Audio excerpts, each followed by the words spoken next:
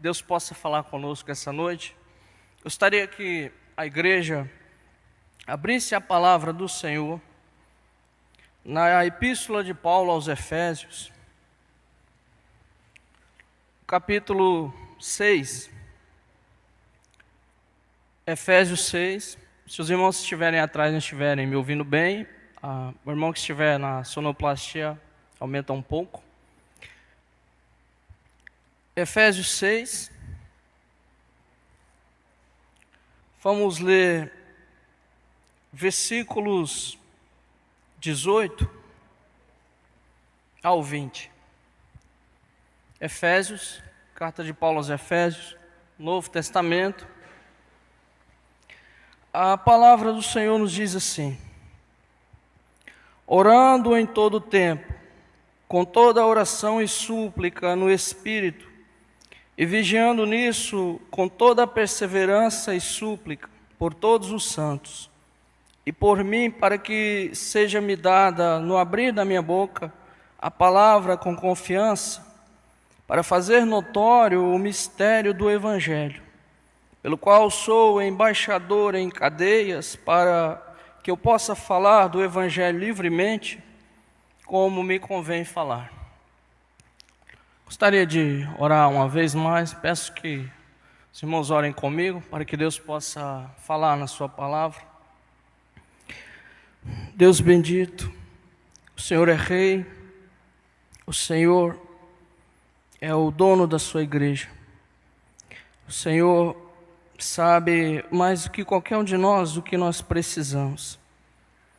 Peço, Senhor, que o Senhor fale com a sua igreja, que o Senhor, assim como falou comigo nessa palavra, possa falar assim com estes irmãos.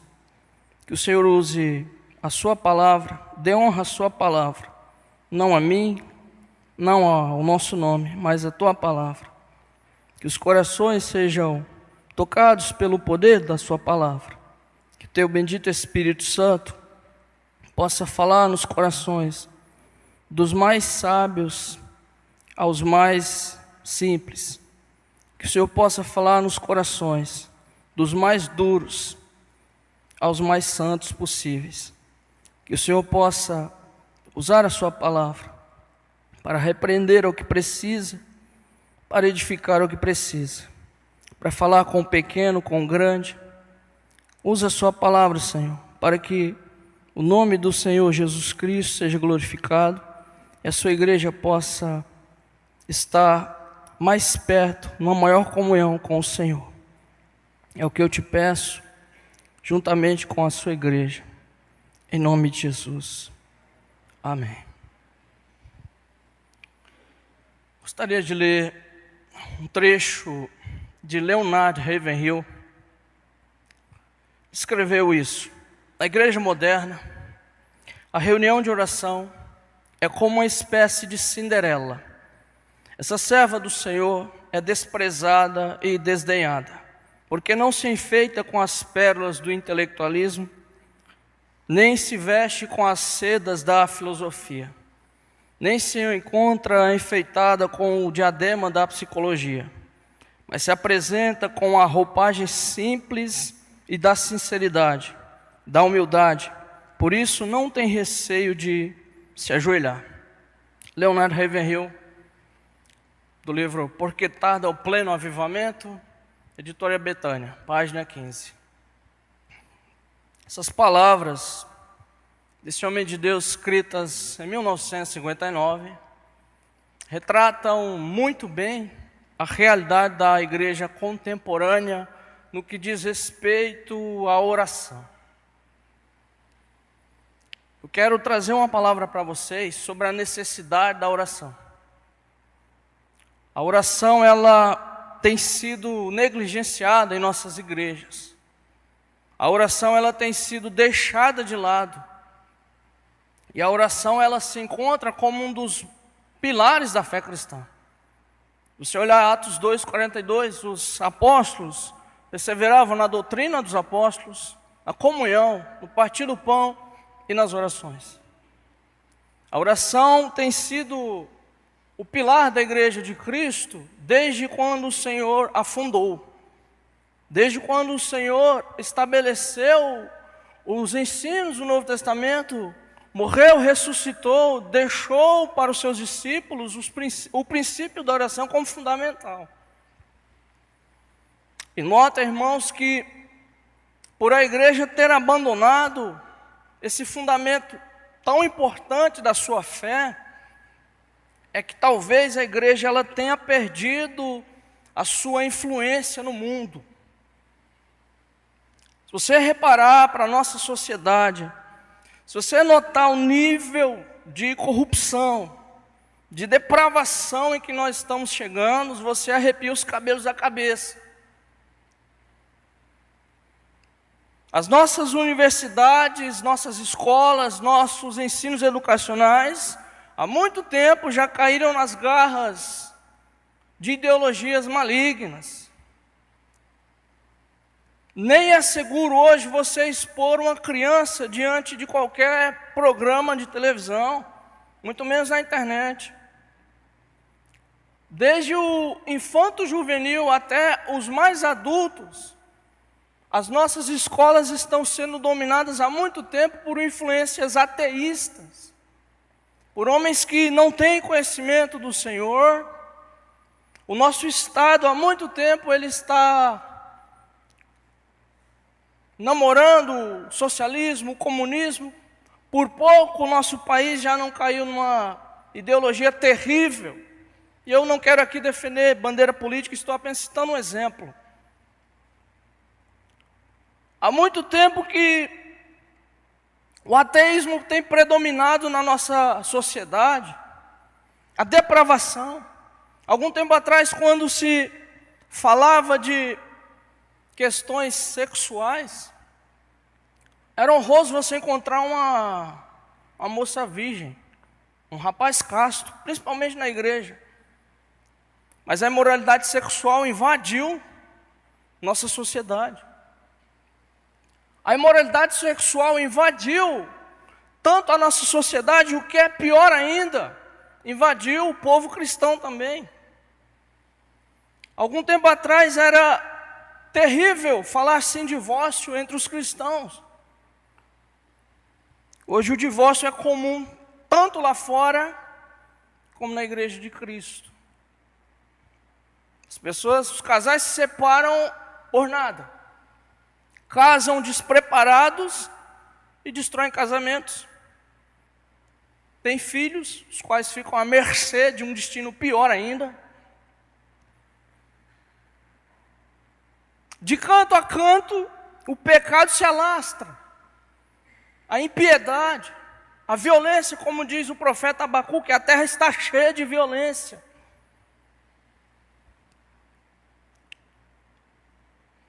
E grande parte disso é porque aqueles que são chamados por vocação a serem o sal da terra e a luz do mundo, abandonaram a oração. Assim como uma linha de homens do passado e do presente, que acreditam que a igreja ela se afasta do Senhor, que ela perde o seu potencial quando ela deixa a oração de lado.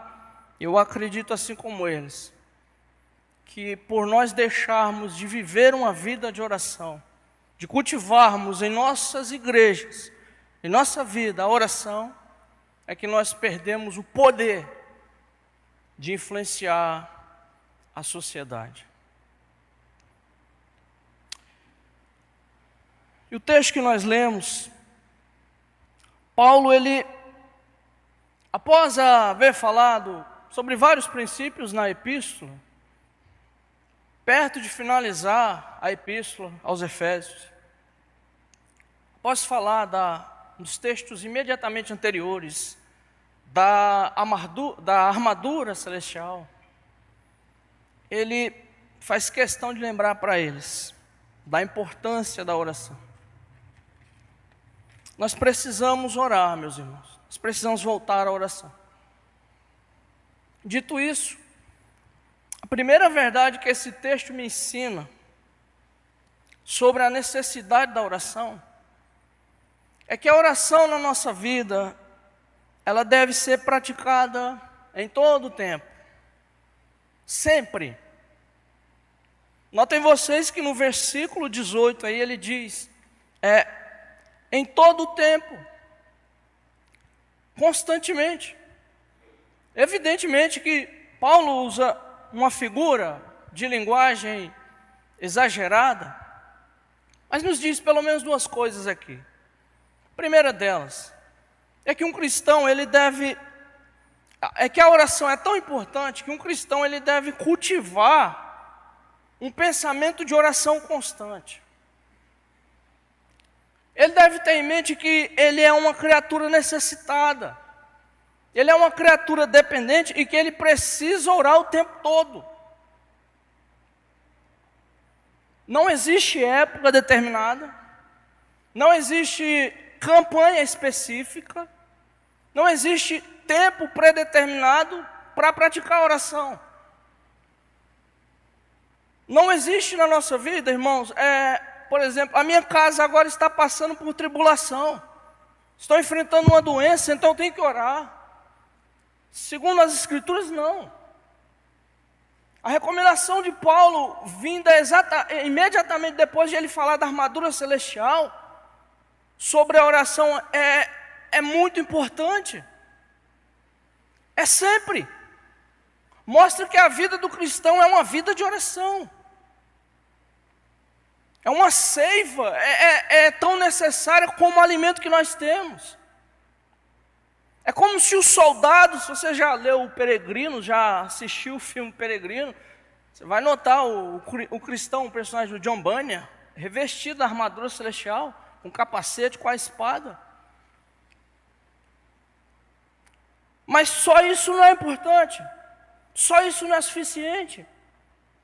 São armas necessárias também, são princípios necessários da nossa vida, mas não é somente isso. E a oração é tão importante que ela se acha ao lado da palavra de Deus, da fé, da justiça, de tantas outras coisas que ele ensinou antes sobre a armadura. Significa que um cristão jamais pode deixar de orar. Ele diz assim, orando o tempo todo, sempre. Não é só quando as coisas apertam, não é só quando enfrentamos necessidades. Não existe doutrina de petição, egoísmo nas Escrituras sobre a oração é mais que isso. É comunhão constante. Havendo feito isso, orando todo o tempo, em todo momento. Recorde-se de 1 Tessalonicenses 5,17, orai sem cessar. Representa primeiramente que nós devemos viver no espírito de oração. Pegar o carro aqui, eu estou indo embora, eu tenho que ir no espírito de oração agradecendo a Deus. Vai assar uma costela recheada, vai orando, obrigado Senhor, obrigado até por abençoar outro irmão. É isso, é um espírito de oração, todo o tempo. Na maioria das vezes nossa cabeça está lá longe. Nós estamos pensando quem é que venceu o campeonato hoje, quem que está na frente do campeonato brasileiro, quem que ganhou, não. Devemos limpar nossa cabeça, tirar todos os empecilhos, tudo aquilo que nos tira de estar centrados em Cristo sempre. Representa também que o cristão ele deve ter o seu particular, que ele não deve negociar. Quando Paulo diz orando sempre, ele também quer dizer, tenha um período especial só para você e o Senhor. Sabe, Mateus capítulo 5, quando tu orares, entra no teu quarto, no teu aposento e fecha a tua porta. Ora teu pai que vê em oculto, que ele te recompensará. As palavras do Senhor. Agora que Paulo está dizendo isso também. Irmãos, é tão importante nós termos o nosso momento com o Senhor. Só nós e Deus. Aqui, Senhor, Só o Senhor me entende. Quem está envolvido em ministério sabe como é difícil muitas vezes, pastorado. Sabe como muitas vezes nós somos mal compreendidos, até pelos nossos. E às vezes nós temos que ouvir palavras sem sabedoria de muitas pessoas que não compreendem-nos. É assim na vida comum, em qualquer área, ainda mais no ministério. Então, somente o Senhor pode compreender as profundezas insondáveis do meio do seu coração. Deixa eu dizer para você uma coisa, tem tanta mazela, tem tanto pecado. Lê, por exemplo, o Salmo 51, Davi orando, diz assim: Senhor, sonda-me, purifica o meu coração, vê se há pecado oculto no meu coração. Há tanta coisa em nós, boa ou ruim, que só Deus é que sabe. E que só é o Espírito Santo que consegue sondar e mostrar a natureza daquilo que tem ali. Nenhum de nós aqui está escancarado em um livro para cada pessoa ler. Está? Não, não está. Eu sei pouquíssima coisa de vocês, vocês sabem pouquíssimas coisas de mim. Mas o Senhor sabe tudo.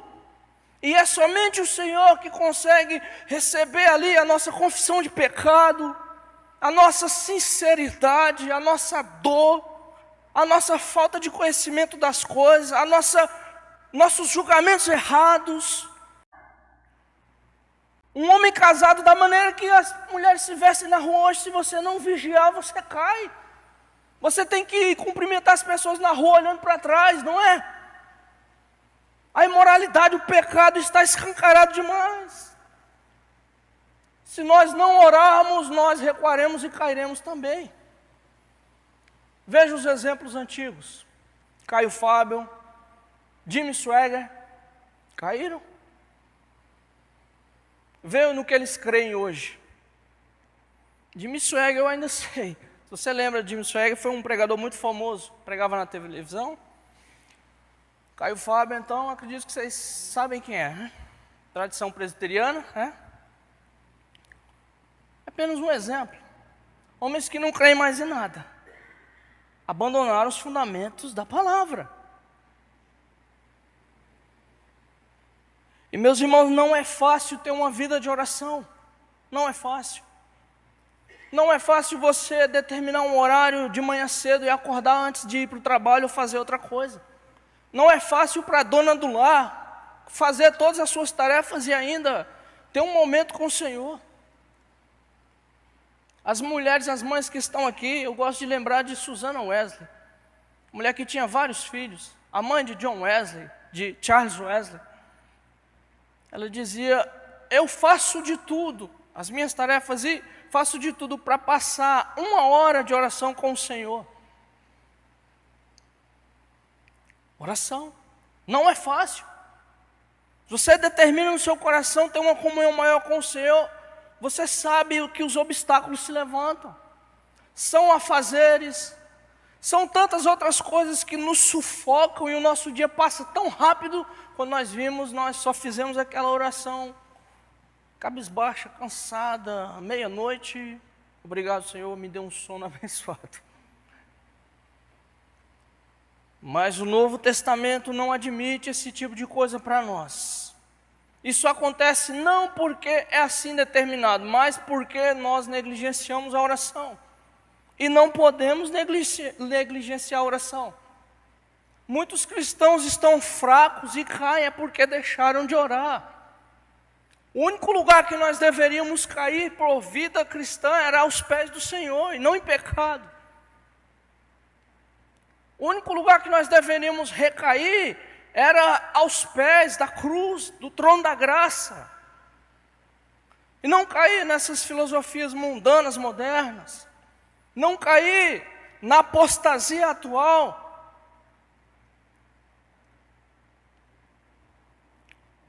Paulo diz assim que é necessário vigiar. Eu gosto muito da igreja primitiva, porque quando nós lemos o Novo Testamento, chama-nos muito a atenção essa igreja. Alguém já disse assim que a igreja moderna ela é eletrônica. A igreja do Novo Testamento, ela era eletrizante. Alguém já disse assim, esta era a igreja do Senhor. Antes dela se tornar obesa pela teologia da prosperidade. Esta é a igreja do Senhor, antes de se tornar musculosa pela organização.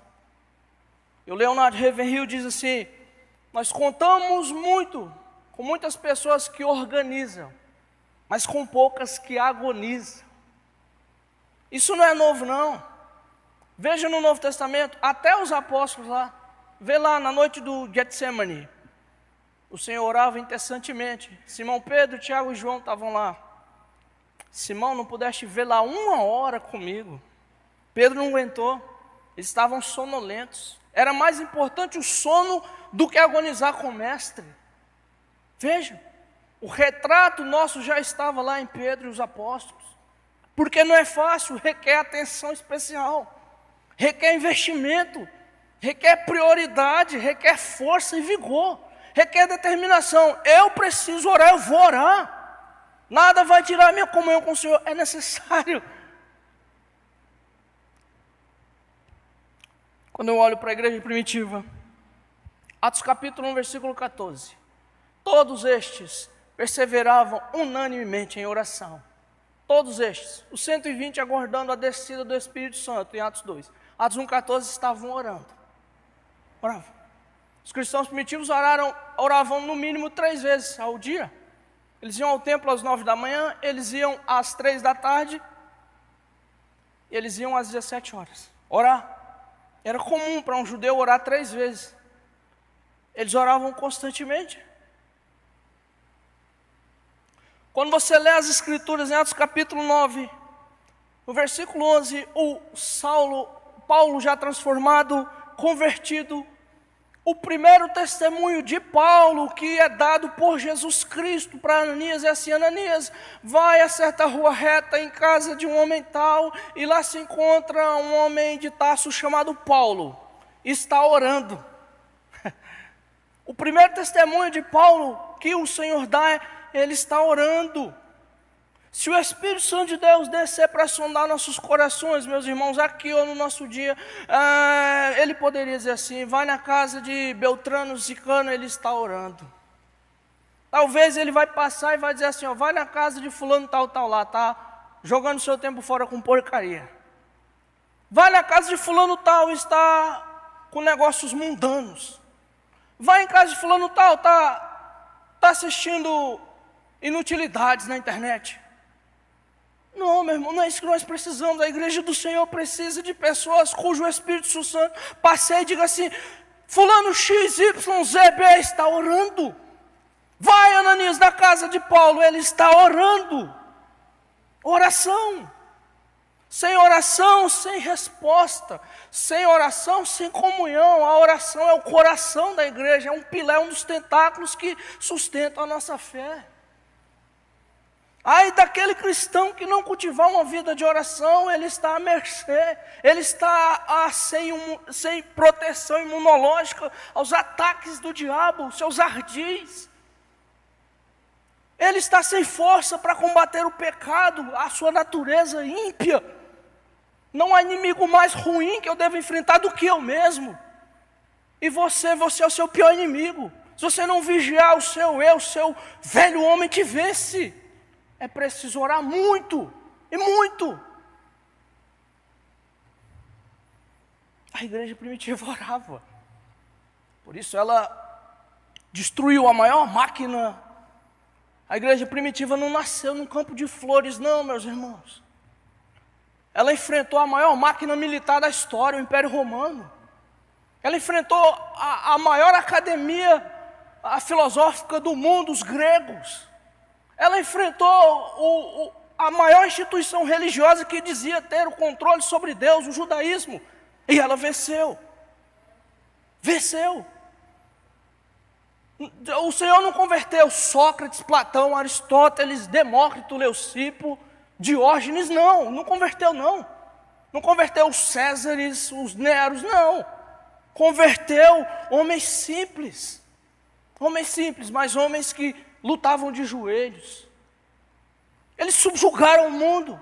Esses 120 compostos de mulheres da casa, de simples pescadores, de homens sem cultura alguma representativa, venceram o reino, subjugaram. E era uma igreja de oração, muita oração. Se eles eram assim, devemos nós crer que com a nossa fraqueza espiritual venceremos esse mundo maligno, igual ou pior do que eles? Não. A palavra do Senhor nos alerta para a necessidade da oração. Deixa eu lhes dar um exemplo magno de oração nas Escrituras. Lucas capítulo 5, versículo 16.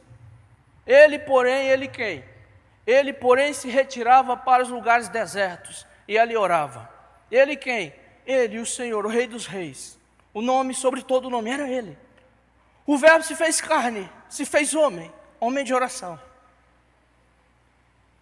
O Messias não era um guerrilheiro que os judeus queriam. O Messias não era um rico empresário, um investidor, como a teologia coach, os teólogos de prosperidade ensinam. Mentira. O Messias era um servo sofredor e sofria muito em oração. A multidão apertava o Senhor, Ele curava, Ele pregava, Ele ensinava. Ali estava o verbo de Deus, a palavra de Deus caminhava entre nós. Quem não queria? Oh meu Deus, eu queria. Imagina Jesus caminhando entre nós. Como é bom ver Jesus. Imagina o dia que encontrarmos o Senhor. É maravilhoso, imagina estar com Ele. Então o Senhor era chamativo. O Senhor, para quem iremos nós? Só tu tens as palavras de vida eterna, disse Pedro em João capítulo 6.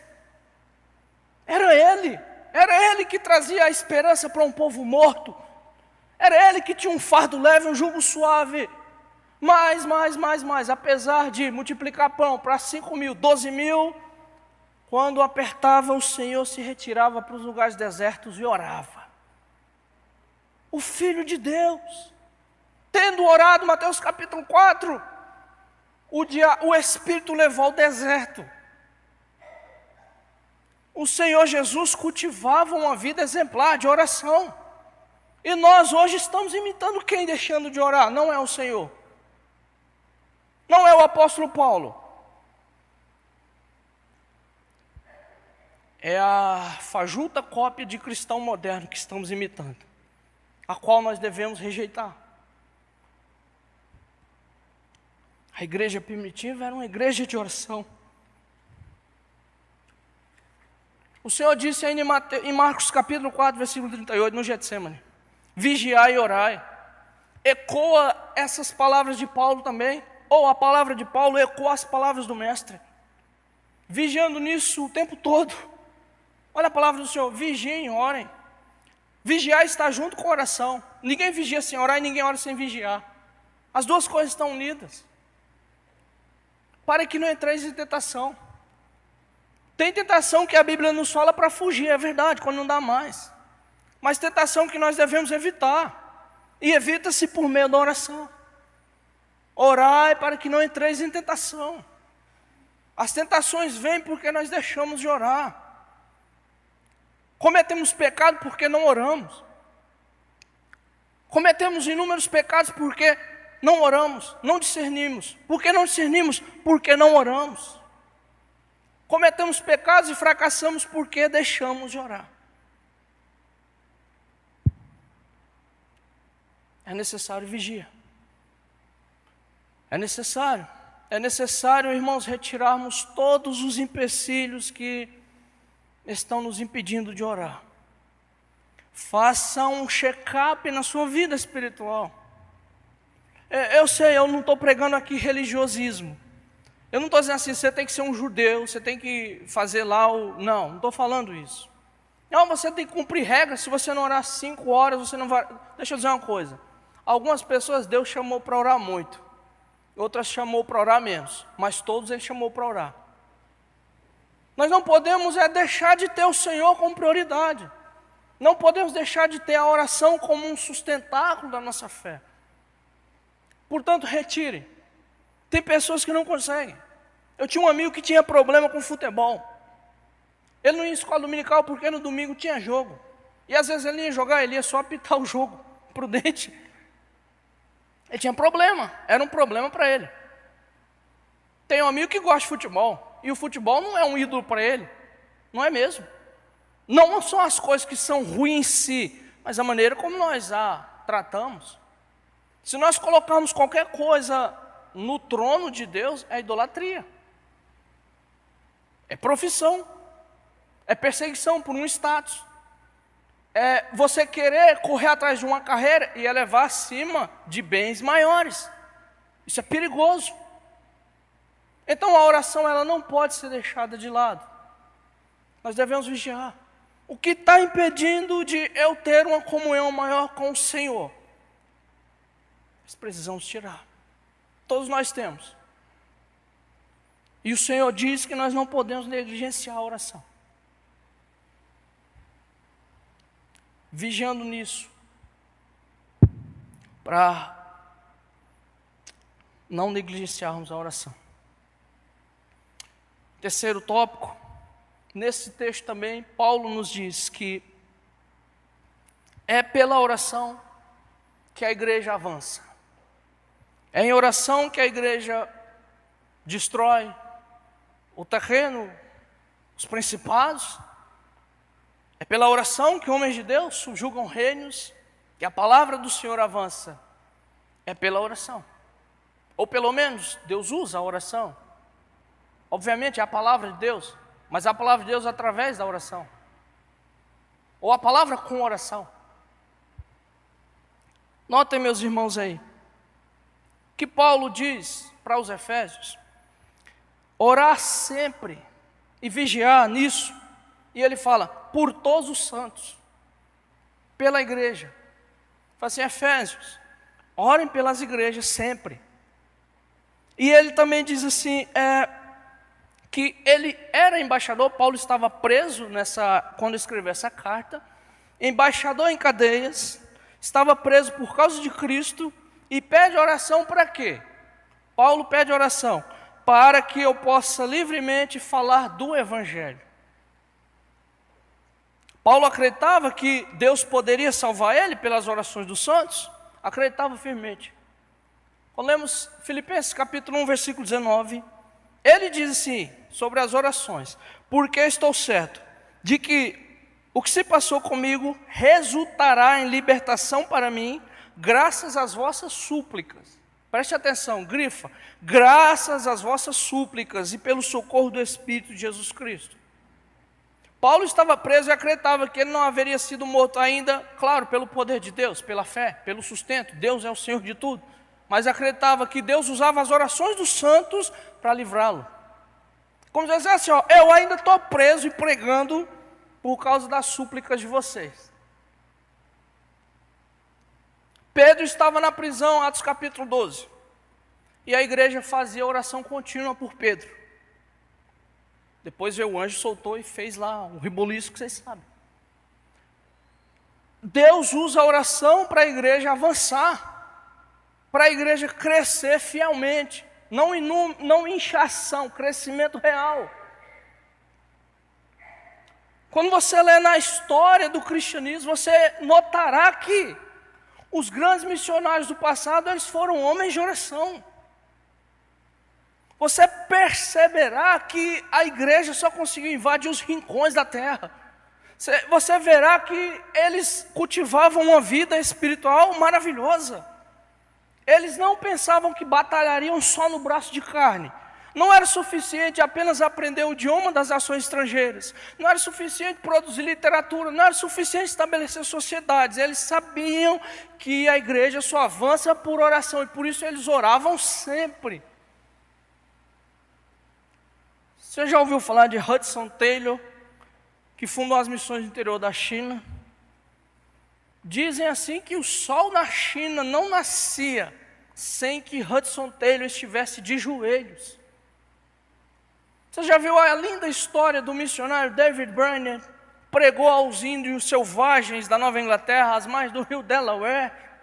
Pregou aos peles vermelhas, que muitos eram canibais. Lê o diário do David Brainerd, traduzido aqui pela editora Fiel. são constantes os relatos que antes de ele pregar, ele pregava muito Isaías 53, o servo sofredor.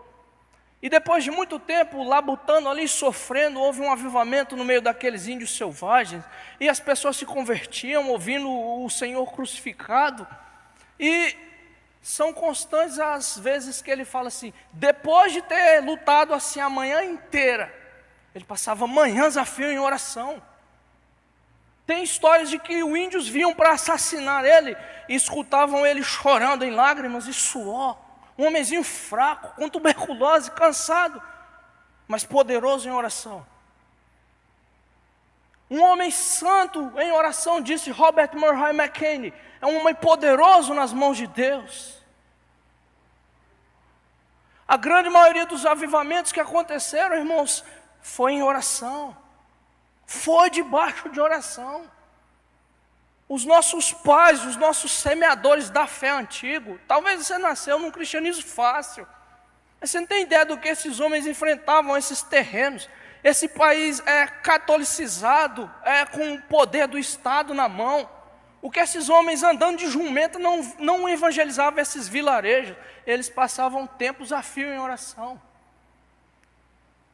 Eles ponhavam a cabeça a prêmio todos os dias, se eles não orassem, eles não resistiam. Quem tem coragem de arriscar a vida, se você não tiver com uma comunhão maravilhosa com o Senhor? É pela oração que a igreja avança. Paulo pediu oração para que ele pudesse falar do Evangelho livremente. Quando eu olho para a história da igreja, eu vejo que os grandes homens do passado, que foram relevantes, eram homens que tinham uma vida profunda de oração. Vocês são reformados, então vocês conhecem João Calvino. Então vocês sabem que a maior obra da teologia reformada são as Institutas de João Calvino. Saibam que o capítulo 20 das Institutas fala sobre a oração. Calvino dedicou 66 páginas sobre a oração, para falar da oração. E o capítulo 21 fala da eleição. Calvino dedicou 11 páginas sobre a eleição. Calvino era um homem de oração. Se você ler as cartas de Calvino, você vai ver que são recheadas, floreadas de piedade cristã. A eleição para Calvino não era motivo de estagnação. Calvino não cria que a eleição era motivo para não evangelizar nem orar, mas era motivo para ter esperança. Então ele cria que era mais fácil pregar, sabendo que Deus tem um eleito ali e clamar por ele para revelar seus eleitos, do que pregar sabendo que pecadores tomarão decisões pelo Evangelho. Calvino era um homem de oração. Ele falou assim da oração, ele disse, a oração é o principal exercício da fé, por meio do qual recebemos as bênçãos do Senhor a cada dia. Calvino chamou a oração de o principal exercício da fé. Mas eu vou citar outro exemplo maravilhoso aqui. Vocês conhecem o reformador escocês John Knox. Se você olhar para a Escócia no século XVI, nos dias de Knox, era uma nação paganizada, supersticiosa, sua herança bárbara dos celtas antigos, homens guerrilheiros e bárbaros selvagens, e sua herança recém-catolicizada, porque o catolicismo reinava na Escócia naqueles dias. John Knox passou em Genebra, se tornou discípulo de Calvino.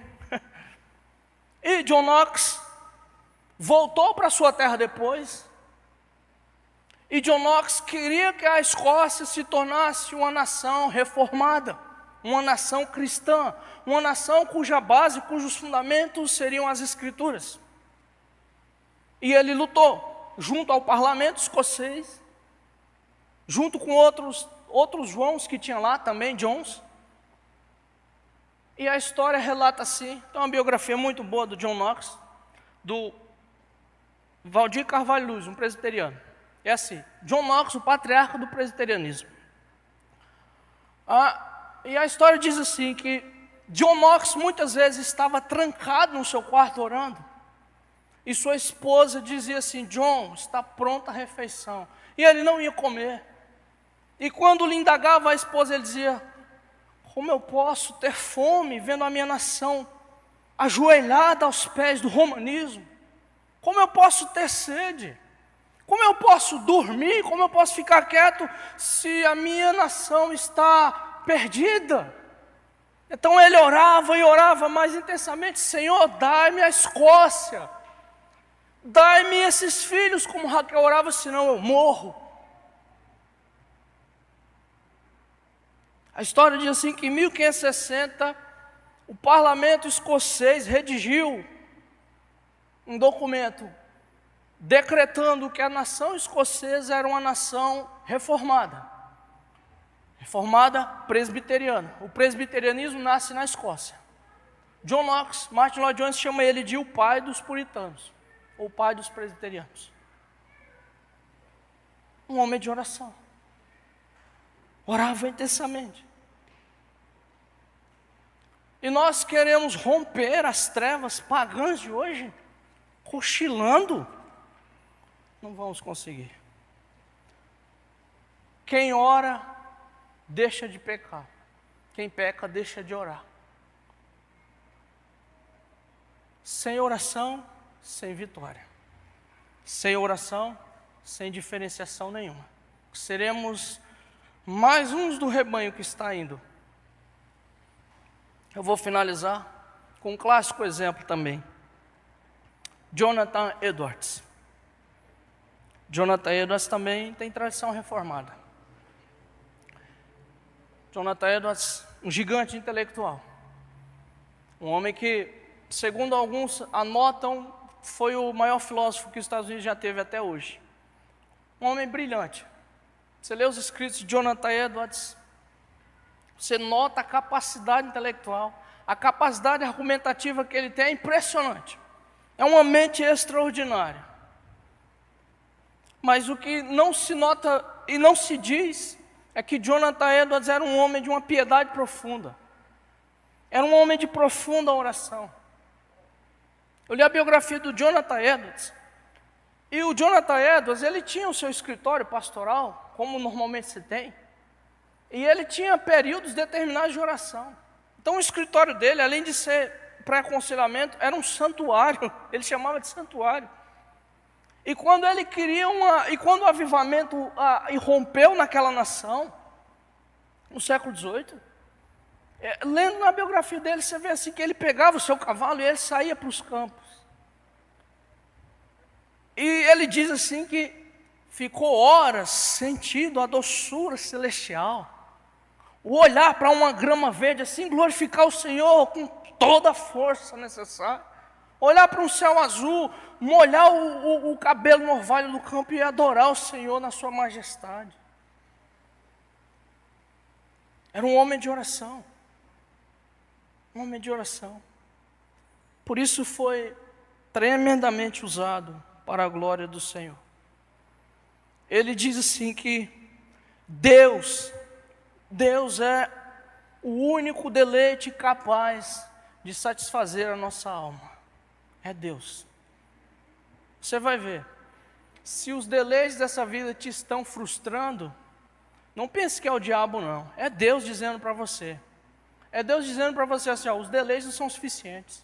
O amor familiar é de Deus, mas não é suficiente. O filho é uma bênção, mas cresce. Cresce, vão embora. Não são suficientes. Esposo, esposa, não é suficiente. Ministério não é suficiente. Bens materiais são forâneos, passam. Só Deus é a nossa suficiência. O verdadeiro deleite, meus irmãos, é Deus. A alma humana, ela precisa de Deus. Ela não precisa de mais outra coisa, precisa de Deus. Deus, que você precisa. Cristo em você, a esperança da glória de Deus. É isso. E o Jonathan Edwards nos ensinou isso em oração. Eu não olhei o relógio aqui, mas acredito que já está no tempo. O que eu queria pregar para vocês hoje era isso. A igreja do Senhor, e eu não estou falando aqui, estou falando da igreja em geral. Nossas igrejas também. Eu sei como estão nossas reuniões de oração lá em Prudente, e eu sei como estão as reuniões de oração de outras igrejas lá em Prudente, em outros lugares que eu converso com outros irmãos. Está difícil. É tempo da igreja do Senhor voltar a orar. nós precisamos orar. A pessoa que vai fazer a diferença na nossa igreja contemporânea é aquela que orar e levar as pessoas a orarem. Eu falo isso para os irmãos: se eu sair desse ministério aqui depois de anos e ensinar alguém a orar, eu cumpri meu ministério. Amém? Eu gostaria de orar, agradecer ao Senhor e em seguida já passo o trabalho para o irmão que estiver à frente. Senhor, graças te damos. O Senhor tem a sua palavra e vela pela sua palavra para cumprir. Senhor, que essa palavra tenha uma partículazinha ajudado alguém a orar. Que o Senhor nos ajude. Não é fácil cultivar uma vida de oração. São muitos os obstáculos, meu Deus. São muitas as dificuldades. Mas confessamos os nossos pecados a Ti e imploramos a Sua ajuda. Imploramos a intercessão irresistível, os gemidos inexprimíveis do Seu Espírito Santo. Ajude a Sua igreja a orar. Ajude essa igreja a se prostrar de joelhos. Faz ouvir a Sua voz como de trombeta, dizendo para a Sua igreja que ela avança de joelhos. Que as armas da nossa luta não são carnais, mas são poderosas em Deus para a destruição de principados e potestades. Que essa palavra, Senhor, não se apoie apenas em sabedoria e argumentação humana, mas em demonstração de espírito e poder. Que a Sua igreja possa buscar a Tua face em oração. Que a Sua igreja seja despertada para a oração. Envia um despertamento para o Seu povo, para que possamos orar constantemente. É o que eu te peço em nome de Jesus Cristo. Amém. Meus irmãos, Deus abençoe.